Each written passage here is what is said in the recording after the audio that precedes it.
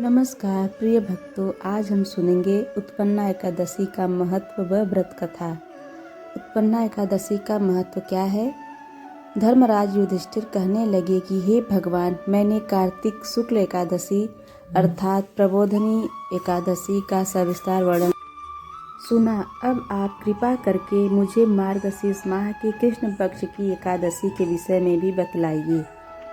इस एकादशी का नाम क्या है तथा इसके व्रत का क्या विधान है, इसकी विधि क्या है, इसका व्रत करने से किस फल की प्राप्ति होती है, कृपया यह सब विधान पूर्वक कहिए। भगवान श्री कृष्ण बोले, मार्गशीर्ष माह के कृष्ण पक्ष में आने वाली इस एकादशी को उत्पन्ना एकादशी कहा जाता है। यह व्रत शंखोद्धार तीर्थ में स्नान करके भगवान के दर्शन करने से जो फल प्राप्त होता है उसके बराबर पुण्य मिलता है। व्रत करने वाले भक्त को चोर, पाखंडी, पर स्त्री गामी, निंदक, मिथ्याभाषी तथा किसी भी प्रकार के पापी से बात नहीं करनी चाहिए।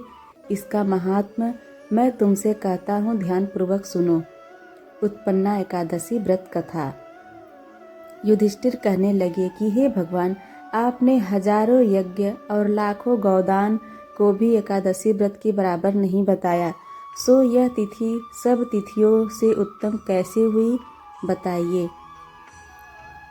तो इस पर भगवान कहने लगे, हे युधिष्ठिर, सतयुग में मूर नाम का दैत्य उत्पन्न हुआ। वह बड़ा बलवान और भयानक था। उस प्रचंड दैत्य ने इंद्र, आदित्य, वसु, वायु, अग्नि आदि सभी देवताओं को पराजित करके भगा दिया। तब इंद्र सहित सभी देवताओं ने भयभीत होकर भगवान शिव से सारा वृत्तांत कहा और बोले, हे कैलाशपति, मूर दैत्य से भयभीत होकर सब देवता मृत्यु लोक में फिर रहे हैं। तब भगवान शिव ने कहा, हे देवताओं, तीनों लोकों के स्वामी, भक्तों के दुखों का नाश करने वाले भगवान विष्णु की शरण में जाओ। वे ही तुम्हारे दुखों को दूर कर सकते हैं। शिव जी के ऐसे वचन सुनकर सभी देवता क्षीर सागर में पहुँचे।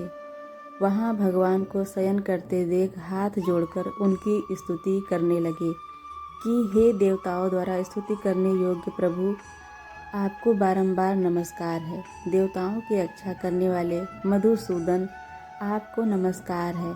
आप हमारी रक्षा करें। दैत्यों से भयभीत होकर हम सब आपकी शरण में आए हैं। आप इस संसार के कर्ता, माता पिता, उत्पत्ति और संहार करने वाले हैं।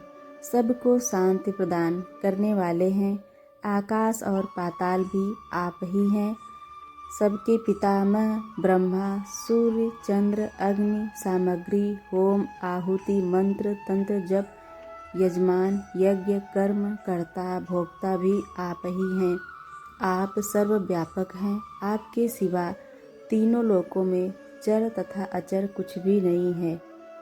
हे भगवान, दैत्यों ने हमको जीतकर स्वर्ग से भ्रष्ट कर दिया है और हम सब देवता इधर उधर भागे भागे फिर रहे हैं। आप उन सब दैत्यों से हम सबकी रक्षा करें।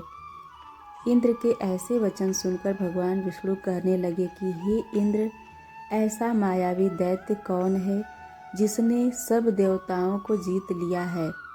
उसका नाम क्या है? उसमें कितना बल है और किसके आश्रय में है तथा उसका स्थान कहाँ है? यह सब मुझसे कहो। भगवान के ऐसे वचन सुनकर इंद्र बोले, भगवान, प्राचीन समय में एक नाड़ी जंघ नामक राक्षस था। उसको महान पराक्रमी और लोक विख्यात मूर नाम का एक पुत्र हुआ। उसकी चंद्रावती नाम की नगरी है। उसी ने सब देवताओं को स्वर्ग से निकालकर वहाँ अपना अधिकार जमा लिया है। उसने इंद्र, अग्नि, वरुण, यम, वायु, ईश, चंद्रमा, नैऋत आदि सबके स्थान पर अधिकार कर लिया है।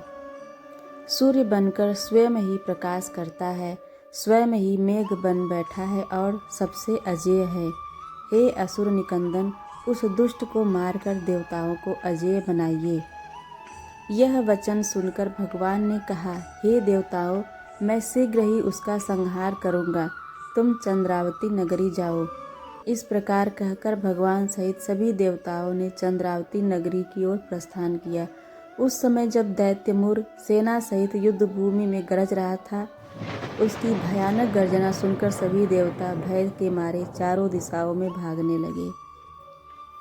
जब स्वयं भगवान रणभूमि में आए तो दैत्य उन पर भी अस्त्र शस्त्र आयुध लेकर दौड़े। भगवान ने उन्हें सर्प के समान अपने बाणों से बींध डाला। बहुत से दैत्य मारे गए, केवल मुर बचा रहा। वह अविचल भाव से भगवान के साथ युद्ध करता रहा। भगवान जो भी तीक्ष्ण बाण चलाते वह उसके लिए पुष्प सिद्ध होता। उसका शरीर छिन्न भिन्न हो गया, किंतु वह लगातार युद्ध करता रहा। दोनों के बीच मल्ल युद्ध भी हुआ। 10,000 वर्ष तक उनका यह युद्ध चलता रहा, किंतु मुर नहीं हारा। थक कर भगवान बद्रिकाश्रम चले गए। वहाँ हेमवती नामक सुंदर गुफा थी। उसमें विश्राम करने के लिए भगवान उसके अंदर प्रवेश कर गए। यह गुफा 12 योजन लंबी थी और उसका एक ही द्वार था। विष्णु भगवान वहाँ योग निद्रा की गोद में सो गए। मुर भी पीछे पीछे आ गया और भगवान को सोया देखकर मारने को तत्पर हुआ। तभी भगवान के शरीर से उज्ज्वल कांतिमय रूप वाली देवी प्रकट हुई। देवी ने राक्षस मुर को ललकारा, युद्ध किया और उसे तत्काल मौत के घाट उतार दिया। श्रीहरि जब योग निद्रा की गोद से उठे तो सब बातों को जानकर उस देवी से कहा कि आपका जन्म एकादशी के दिन हुआ है, अतः आप उत्पन्ना एकादशी के नाम से पूजित होंगी। आपके भक्त वही होंगे जो मेरे भक्त हैं। जय श्रीहरि, जय उत्पन्ना माता। आपकी कृपा सदा आपके भक्तों पर बनी रहे। धन्यवाद।